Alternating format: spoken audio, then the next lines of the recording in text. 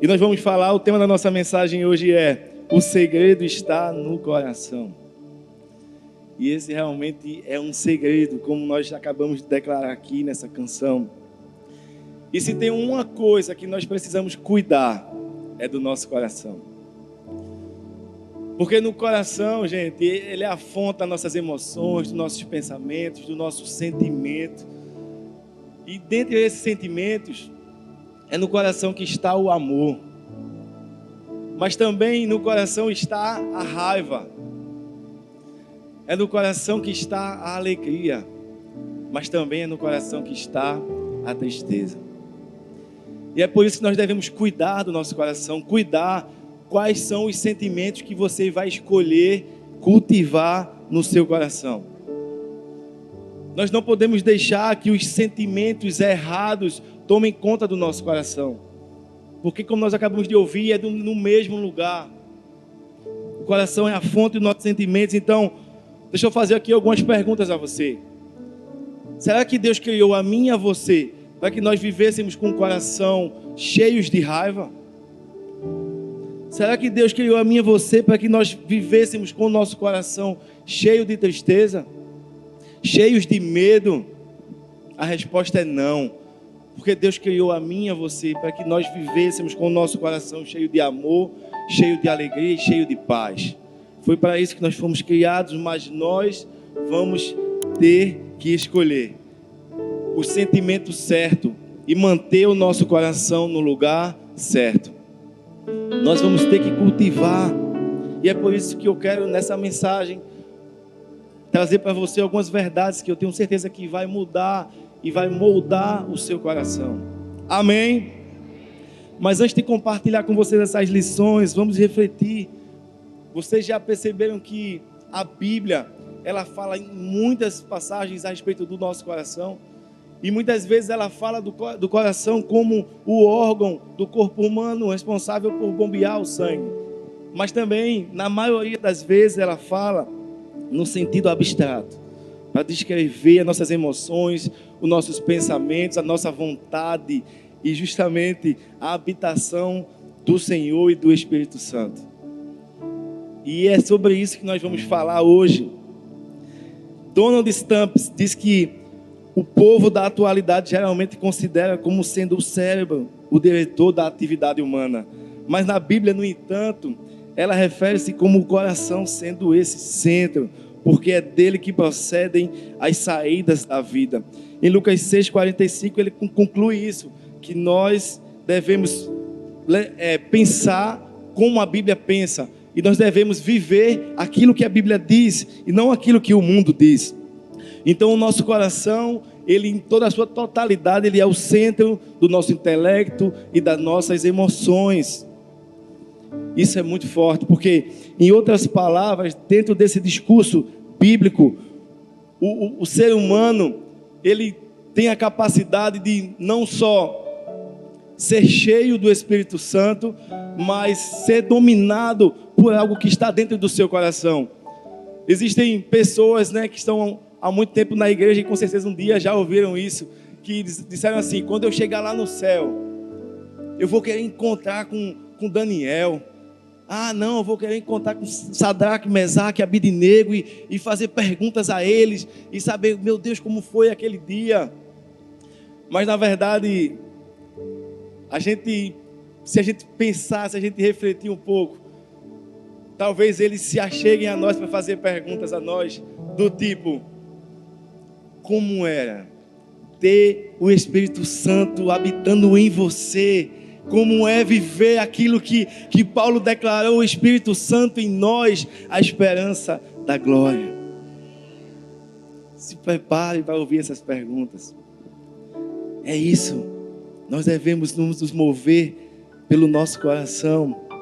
O pecado original, isto é, a natureza pecaminosa que o homem herdou de Adão e Eva, afetou gravemente o nosso coração. Mas lá em Gênesis 8, 21, nós lemos que a imaginação do coração do homem é má desde a sua meninice. Nosso coração foi corrompido através do pecado. E em Jeremias 17:9 está escrito que enganoso é o coração mais que todas as coisas, e perverso, quem o conhecerá? Nosso coração é enganoso, é perverso, mas nós devemos justamente cultivar os sentimentos certos do nosso coração. O próprio Senhor Jesus afirmou que do coração procedem os maus pensamentos, mortes, adultério, prostituição, furtos, falsos testemunhos, blasfêmias. E essas coisas são as coisas que contaminam o homem. Ele estava justamente, quando falou isso, sendo indagado pelos fariseus que diziam que estavam apontando os seus discípulos porque eles não cumpriam a lei, porque eles não lavavam as mãos antes de comer. E Jesus alertou dizendo que não é isso que contamina o homem, é aquilo que entra pela boca, mas aquilo que sai.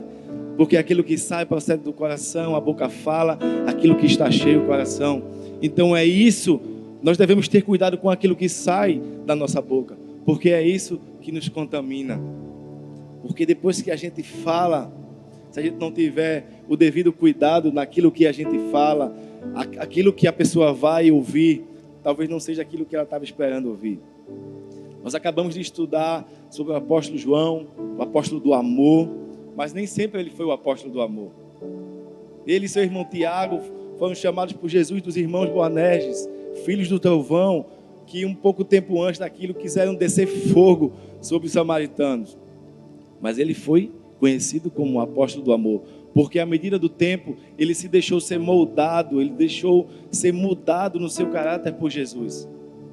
Então, dessa mesma forma, a gente nem pode ser como João e Tiago, pedir para descer fogo do céu sobre as pessoas, mas também a gente não pode ser só como Paulo, né, que ao tempo todo ficava tentando explicar pacientemente, olha, você pecou, faz assim, mas a gente tem que realmente existir o equilíbrio.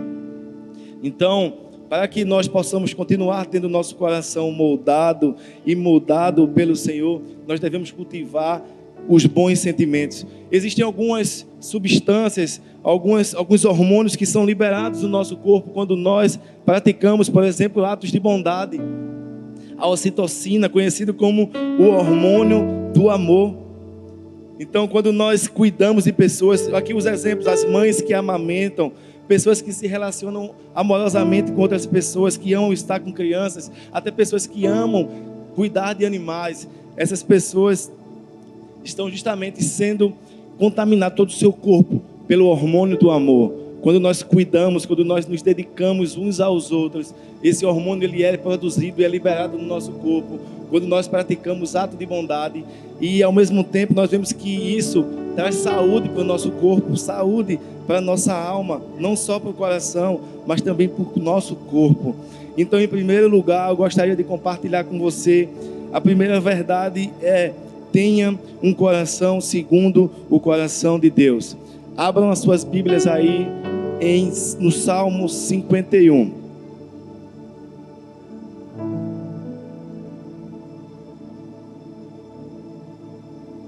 Pode ser no smartphone, a gente não tem problema nenhum com isso. Se você está sem Bíblia aí, você está perto de alguém que faz parte de uma célula. Vamos ler a partir do verso 10 e deixa aberto aí, porque a gente vai mergulhar nesse salmo. Se você achou, diga amor. Se você não achou, diga célula. A partir do verso 10 diz assim: cria em mim um coração puro, ó Deus, e renova dentro de mim um espírito estável. Não me expulses da tua presença e nem tires de mim o teu Espírito Santo. E o primeiro grande segredo que a gente precisa aprender é entender que na vida precisamos ter um coração segundo o coração de Deus. Davi foi conhecido como um homem segundo o coração de Deus. E nesse texto que fala justamente aquele texto, a oração de arrependimento de Davi, ele pediu a Deus um coração puro. Ele poderia pedir ao Senhor um coração igual ao dele, mas se observarmos, nós vamos mergulhar em todo o Salmo 51 e notar que através do arrependimento, Davi ele expressa a verdade, porque Deus ele sonda o nosso coração. E ele viu que Davi nesse momento não estava falando palavras ao vento, não estava sendo movido com o coração por uma emoção passageira, mas sim de um profundo arrependimento. E ele não pecou simplesmente e ele achou aquilo como normal. Ele não teve o pecado como algo ali, aquele pecado de estimação, não. Ele pecou, mas se arrependeu. Ele começou... Quando a gente começar a mergulhar, a gente vai entender que ele tinha medo de perder a comunhão com Deus, porque ele sabia que isso é que mantinha ele de pé. Essa comunhão, essa busca, como a pastora Helene falou aqui, nós devemos buscar o Senhor, não só aqui, mas também na nossa casa, onde nós estivermos.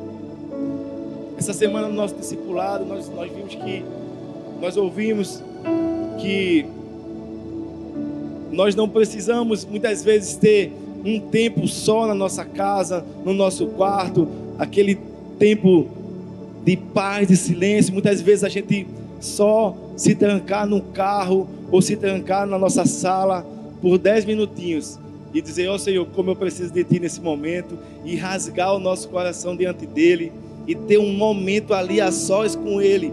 É isso que vai nos fortalecer para que a gente continue caminhando, para que a gente continue de pé, porque os ataques eles não vão deixar de acontecer e eles vêm de todos os lados, mas o que vai fazer a diferença é a nossa busca, é a nossa vontade de estar com Ele, é a gente abrir o nosso coração e mostrar para Ele aquilo que a gente mais deseja, que é estar com Ele. Nessa reunião que a gente teve, a gente tratou de algumas coisas, mas a primeira coisa que eu falei com os coordenadores foi o seguinte: como está o seu cuidado com você mesmo? Como está o seu crescimento, o seu cuidado, a sua busca? Porque não adianta a gente cuidar de ninguém sem a gente cuidar de nós mesmos primeiro. A gente não tem como cuidar de ninguém se a gente não cuidar do nosso coração. Se você conversar com o pastor Arthur por 5 minutos, ele vai dizer pelo menos 2 vezes a você: filho, guarda o coração. Independente do assunto que você estiver falando com ele, você vai ouvir dele. Se você já ouviu diversas vezes, guarda o coração, cuidado com o coração. E esse é o maior alerta que nós devemos ter. E sabe o que falta muitas vezes em nós? É a falta de temor. A falta de temor não é só o que nos impede de chegar ao céu, mas é o que justamente nos conduz direto ao inferno. Davi, ele teve esse temor no coração, e ele fez essa oração rasgando o coração para Deus, pedindo a Ele: não afastes de mim o Teu Espírito Santo. Ele se arrependeu verdadeiramente. Na Bíblia, ele é o segundo homem segundo o coração de Deus. Aí você pensa: como assim? Davi, um homem que pecou, que cometeu vários erros durante toda a sua vida, foi considerado um homem segundo o coração de Deus. E é justamente isso. Eu amo a Bíblia porque ela não esconde os nossos erros, mas depois ela mostra as consequências de quando a gente se arrepende verdadeiramente e de quando a gente escolhe continuar no pecado. Mas Davi, ele optou pelo arrependimento. Ele verdadeiramente abriu o coração diante daquele que sonda a nossa mente, conhece nossos pensamentos e conhece o nosso coração. Ele sabe quando nós mentimos e sabe quando nós estamos falando a verdade. Então ele enxergou a verdade em Davi, o desejo de acertar, o desejo da mesma maneira de fazer, a mesma maneira que ele quer enxergar essa verdade em mim e em você. Não importa se você errou, o quanto você errou. Mas se você se arrepender verdadeiramente como Davi e abrir o seu coração para Deus, Ele vai ver a verdade em você e vai continuar caminhando com você. Então, quem você escolhe que domine o seu coração? Vai ser você mesmo que vai dominar e vai continuar andando da forma que você acha que é certo, que está tudo certo? Ou você vai deixar que Deus ele domine suas emoções, que Ele corrija quando tiver que ser corrigido? Porque Ele não passou a mão na cabeça de Davi.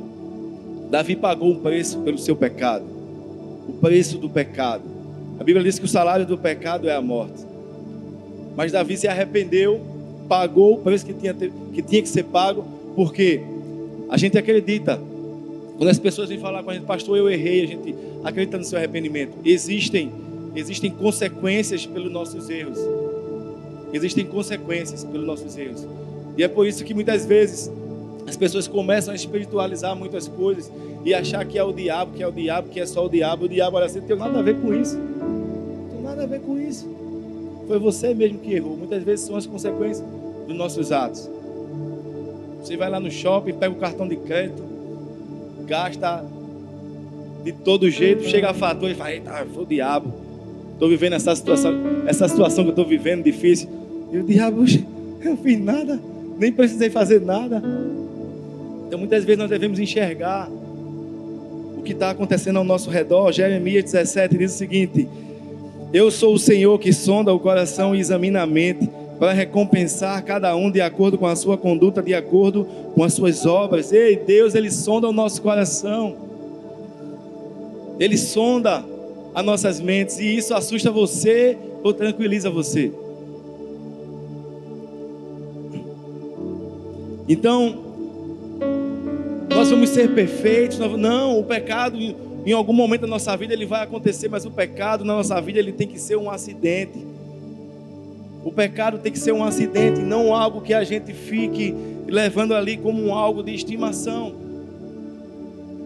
Eu ouvi certa vez uma pregação que dizia que se converter, entregar o coração, entregar a vida a Jesus, não é quando a gente vem andando aqui em direção ao pecado e a gente para de pecar, se arrepende, a gente parou, o pecado ele está aqui, ele continua aqui, e a gente está caminhando aqui uma vida com Deus, indo para a célula, tudo certinho, indo para os cultos, mas o pecado está aqui, de vez em quando a gente dá aquela olhadinha para ele. Mas não, se converter justamente se você estava andando nessa direção que conduzia os seus passos à morte, é você virar na direção oposta e começar a andar com Deus e fazer as coisas de Deus e viver para Deus e continuar vivendo aquilo que Deus tem para a sua vida e você não olhar mais para aquilo que você vivia. Isso é conversão, é fazer o oposto daquilo que você fazia. Nós vemos o exemplo de Zaqueu. Todo mundo conhece a história. Se você não conhece a história, você conhece pelo menos aquela música. Não vou cantar não, eu ia cantar aqui. Zaqueu subiu na árvore, Jesus foi até a casa de Zaqueu. E Zaqueu era um homem que roubava as pessoas. E o que aconteceu quando Zaqueu se converteu? Ele voltou e disse: Senhor, eu vou entregar metade dos meus bens, eu vou devolver. Se eu roubei alguém, eu vou devolver 4 vezes mais. E é isso mesmo que a Bíblia fala, é caminhar na direção oposta. Se ele roubava, hoje ele vai ser aquele que vai estar devolvendo as pessoas. Isso é conversão, isso é arrependimento, é caminhar justamente na direção oposta. Quando nós vemos o exemplo daquele centurião que estava ali guardando a prisão, aquele soldado, Paulo e Silas tinham sido açoitados, provavelmente por aquele mesmo homem que estava guardando a sua cela. De repente, eles estavam louvando e todas as cadeias se abriram e aquele soldado viu todos os presos saindo e ele pensou em tirar a sua vida. E Paulo disse: não, não faça isso. Paulo foi até a casa daquele homem e toda a família se converteu. Jesus entrou naquela casa através do estudo de Paulo, a palavra de Deus, e aquele homem, a Bíblia relata logo depois que aquele homem que estava acostumado, desde a sua vida toda, ele aprendeu a ser um homem violento. Ele foi o homem que logo em seguida estava limpando as feridas de Paulo, limpando as feridas dos homens que tinham sido açoitados. Isso é conversão, é você fazer o oposto daquilo que você fazia antes. Isso é arrependimento. Nós precisamos, assim como Davi, clamar a Deus por esse Espírito. Então o nosso coração ele necessita ser purificado, pois a natureza humana sem Deus é corrompida e má. E Davi ele fala: cria em mim, ó Deus, um coração puro e renova em mim um espírito estável. Esse deve ser o nosso clamor, essa deve ser a nossa oração. Todos os dias clamar assim como Davi. Porque no momento que nós escolhemos agradar a Deus, nós vamos desagradar pessoas, nós vamos desagradar o mundo. Porque assim como o pastor Gera falou aqui na quarta, nós estamos na contramão do mundo. Não, o maior erro talvez do ser humano seja querer agradar a todo mundo. Nem Jesus conseguiu agradar a todo mundo, meu irmão, então você também não vai conseguir. E talvez você, quando falhar, tentando agradar todo mundo, você desanime e pare no meio do caminho. Você vai, quando você diz sim para Deus, você vai precisar dizer sim, para dizer não para muitas outras coisas. O negue-se a si mesmo. É aí que muitas pessoas deixam de seguir a Jesus. Justamente nesse momento, negue-se a si mesmo. Muitas pessoas não estão dispostas a negar-se a si mesmo no trabalho, na faculdade. Tem pessoas que são agentes secretos no trabalho. Ninguém sabe que ele é crente. Ninguém sabe. Chega lá, irmão, ele começa a se esconder assim. Porque ele não vive uma vida, um verdadeiro arrependimento. Ele vive como se não tivesse se convertido. Aí por isso ninguém sabe. Ele não está negando a si mesmo lá no local de trabalho. Por medo de ser rejeitado pelos amigos, aquela rodinha de amigo ali que muitas vezes não sai nada de bom. E muitas vezes você está naquela rodinha ainda que você fazia parte e começam a falar de assuntos que você não devia estar ouvindo e você esquece de sair. Você esqueceu de sair, você ficou lá. E aquilo vai contaminando justamente o seu coração. Quando na verdade você devia estar ali para ser sal, para fazer a diferença. Uma das prioridades que o sal ele traz é justamente dar sede às pessoas. Então, se você não está causando sede ali no ambiente que você se encontra, é porque você realmente ainda não entendeu por que você está naquele local que você está hoje. E é isso que o sal faz, ele gera sede nas pessoas, e é sede por Jesus. Aí no Salmo 51, ainda no Salmo 51, a segunda lição que nós vamos aprender é, talvez uma das mais difíceis: esteja pronto para obedecer. Vamos ler agora a partir do Salmo 51, a partir do verso 12.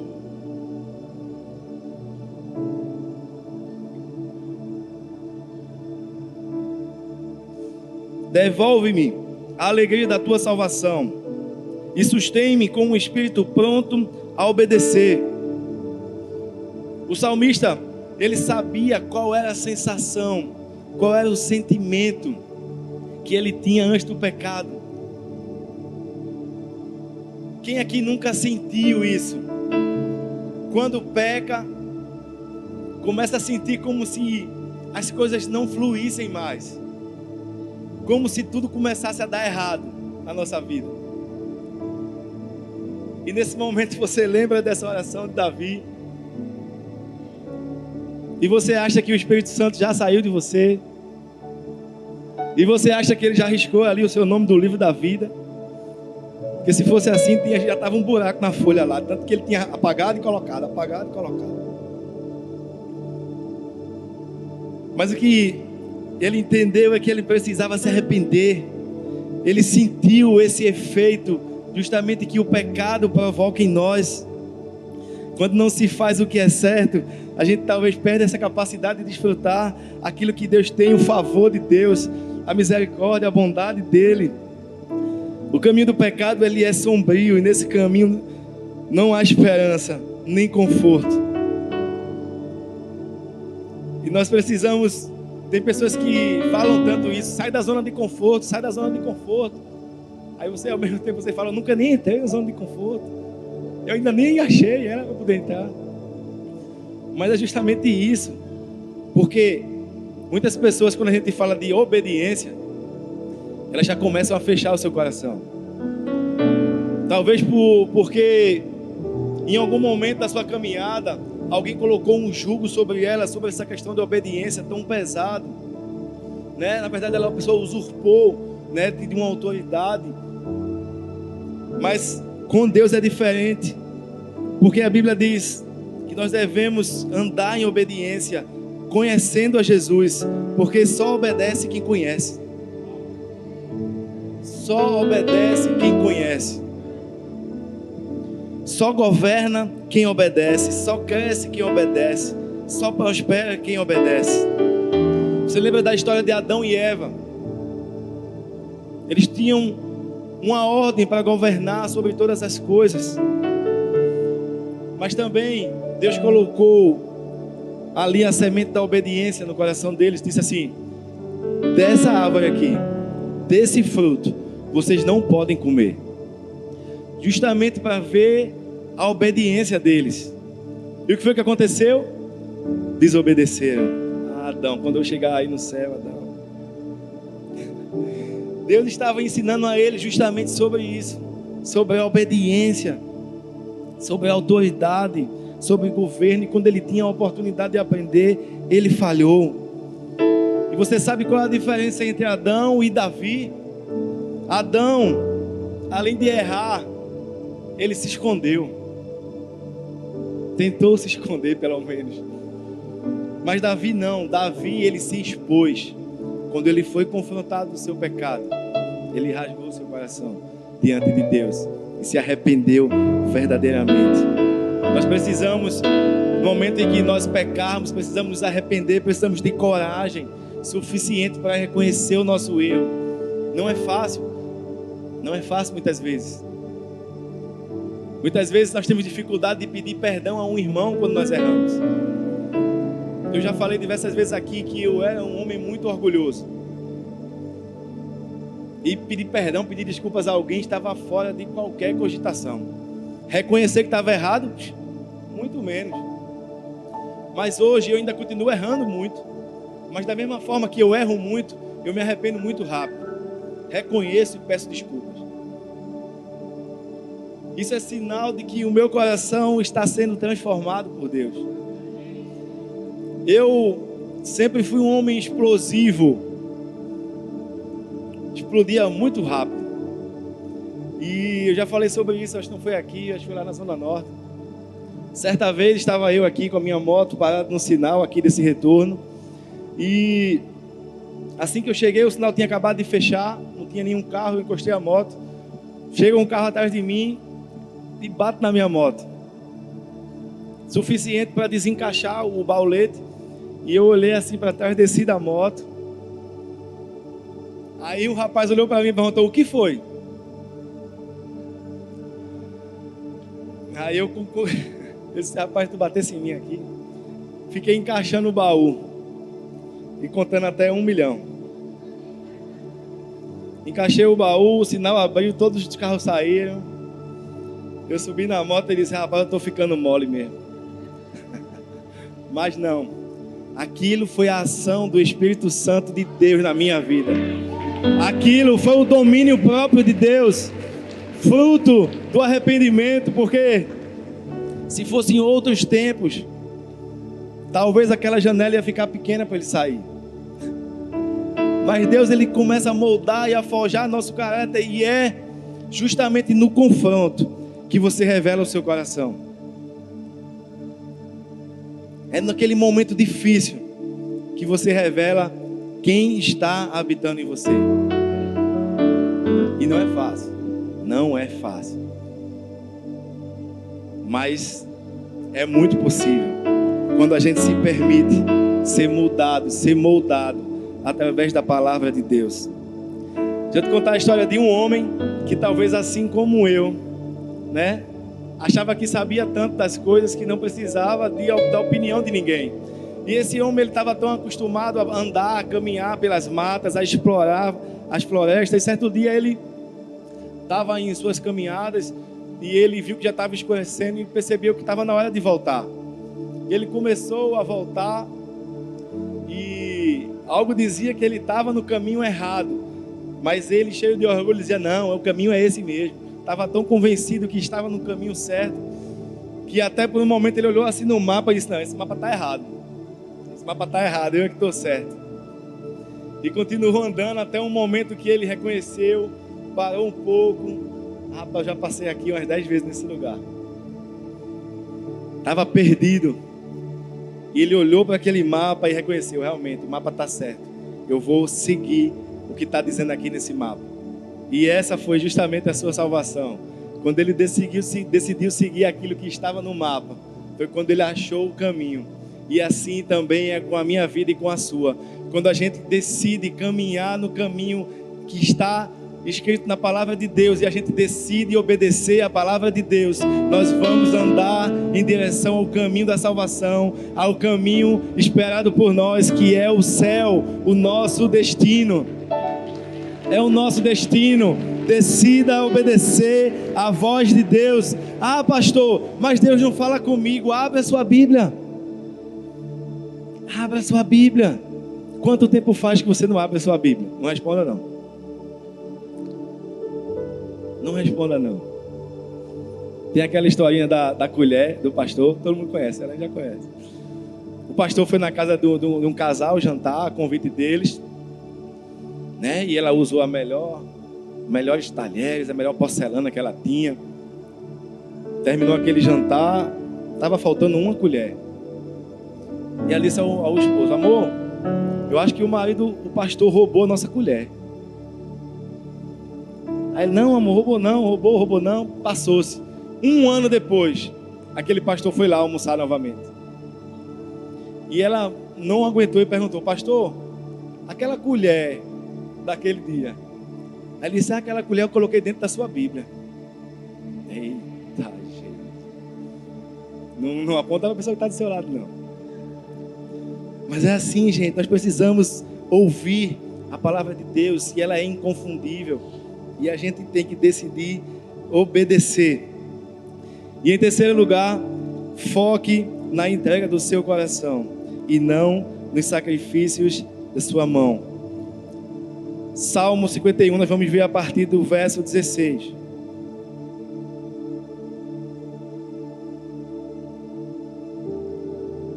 O 16 e o 17. Não te deleitas em sacrifícios, nem te agradas de holocaustos, senão eu os traria. Os sacrifícios que agradam a Deus são um espírito quebrantado e um coração quebrantado e contrito, ó Deus, não desprezarás. Deus não estava preocupado com o que Davi poderia dar a ele com as suas mãos, mas ele estava preocupado com o coração de Davi. Isso aqui é um alerta para mim e para você, que muitas vezes passamos o dia todo servindo na igreja, nós passamos a semana toda, tem muitos dias que nós temos aqui eventos, e a gente está aqui no domingo, na segunda, na terça, na quarta, na quinta, na sexta, na célula, no sábado, no Connect, no domingo a gente vem para os 3 cultos, e a gente muitas vezes não para descansar, não para dar atenção à nossa família, e não é isso que Deus quer.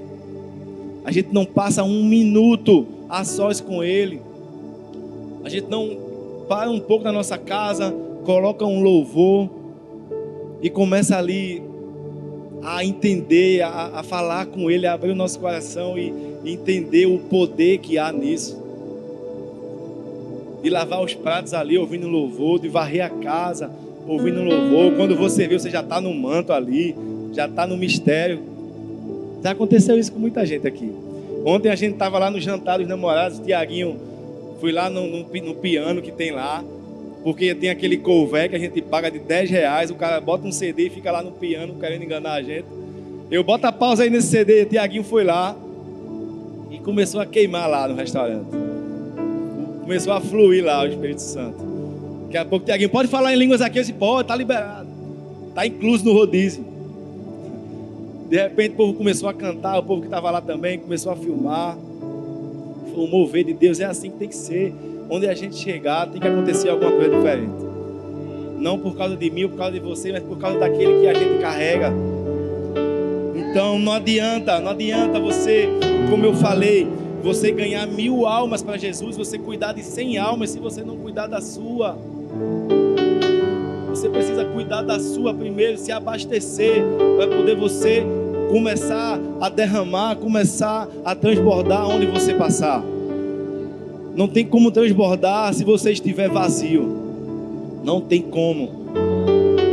E a gente se abastece em casa. Isso aqui, ó, isso aqui é a sobremesa. O feijão com arroz é em casa. O feijão com arroz é em casa. É no seu secreto, é no seu tempo a sós com Deus. É você e Ele. Ah, isso aqui é bom demais. Mas o feijão com arroz, aquilo que sustenta a gente, é com o nosso joelhinho em casa. Amém? Um espírito quebrantado tem mais valor do que muitos sacrifícios. Mas Davi, ele era expert nisso. Nós conhecemos pessoas que, quando está tudo bem, elas servem a Deus, elas vão para a célula, mas quando a coisa aperta, ela não vem para o culto, não vai para a célula. Da mesma forma que a gente conhece pessoas que só vai para a célula quando a coisa aperta, só vem para o culto quando a coisa aperta. Mas Davi não. Davi, ele era um pastorzinho de ovelhas, estava lá esquecido no pasto, e ele fazia salmos ao Senhor. Davi foi chamado para servir ao rei, para matar gigantes, mas ele continuava fazendo salmos ao Senhor.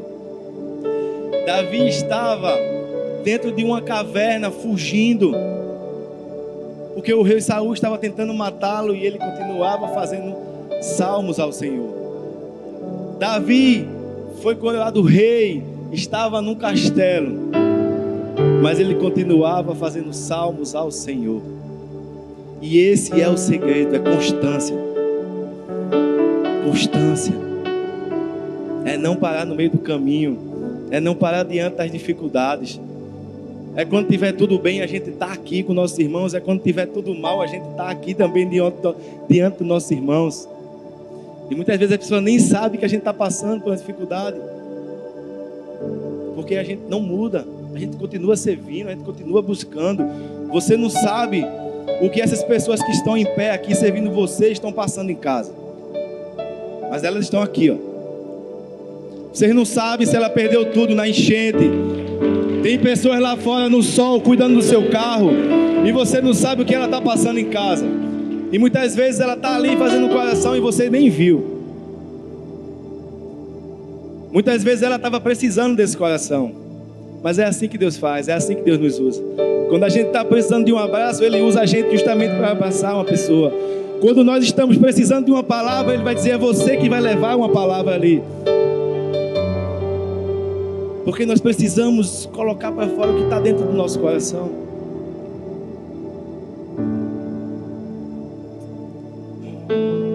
Não guarde só para você. Voltaire disse: Deus fez do arrependimento a virtude dos mortais. Jesus, ele trabalhou durante toda a sua vida, mas o maior trabalho que ele realizou não foi o da carpintaria, não foi o milagre de transformar água em vinho lá em Caná da Galileia, naquele casamento. O seu maior trabalho não foi curar os cegos, nem os surdos, nem os mudos, nem tampouco ressuscitar os mortos. Seu maior trabalho não foi ensinar a sua autoridade ou denunciar a hipocrisia dos fariseus. Seu maior trabalho não foi o grande programa ético que apresentou à humanidade. O maior trabalho realizado por Jesus foram naquelas 3 horas sofridas que Ele passou no Calvário a morrer por mim e por você. Fica de pé no seu lugar para parecer que está acabando. Entenda hoje que a nossa vida precisa ser uma vida de constante transformação e arrependimento. E maior do que qualquer coisa que a gente possa fazer, o melhor que nós podemos dar ao Senhor não são as obras das nossas mãos, mas sim o nosso coração. É nisso que Ele está interessado nessa manhã. Então, se você veio até esse lugar achando que ia receber algo, ou achando que ia dar algo, Ele quer de você o seu coração. É isso que Ele quer de mim e de você. Davi se arrependeu, errou, mas se arrependeu. Então, assim como Davi, nessa manhã, se você errou, se arrependa, porque aquele que é fiel e justo para perdoar os nossos pecados, Ele está aqui nessa manhã. E Ele está aqui de braços abertos para nos receber, está aqui de braços abertos para ouvir nós falarmos aquilo que está no nosso coração, aquilo que está nos impedindo de nos aproximar dele. Tem um texto na Bíblia que diz que todas as vezes que eu leio esse texto, e ele fala que qual de vocês tem no 100 ovelhas? Se uma se perder, não deixa as 99 e vai atrás daquela que se perdeu. E quando achá-la, não coloca nos ombros e volta festejando, dizendo: achei a minha ovelha que estava perdida. E você começa a festejar e chama todo mundo e fala: vamos festejar, porque essa ovelha estava perdida e foi encontrada. Porque mais alegria no céu há por uma ovelha que estava perdida que foi encontrada, do que por 99 que não precisam. Então assim, nessa manhã, se você estava se sentindo perdido, mas estava continuando na sua autossuficiência, achando que não precisava olhar no mapa, achando que o mapa da verdade estava errado, aprenda a confiar. Deus, Ele não perdeu o controle nem por um segundo da minha e da sua vida. Ele está no controle de todas as coisas. Abre o seu coração para Ele, feche seus olhos.